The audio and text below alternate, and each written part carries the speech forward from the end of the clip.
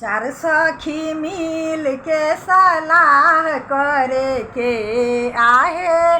चार सखी मिल के सलाह करे के सखी है देवा घर नगरिया में चल चले के। सखी है देवा घर नगरिया में चल चल के आहे। चार सखी मिल के सलाह करे के आहे। चार सखी मिल के सलाह करे के सखी है देवा घर नगरिया में चल चल के। सखी है देवा घर नगरिया में चल चल के। सखी है बाबा पर जलावा चढ़ाई करे के। सखी है भोला पर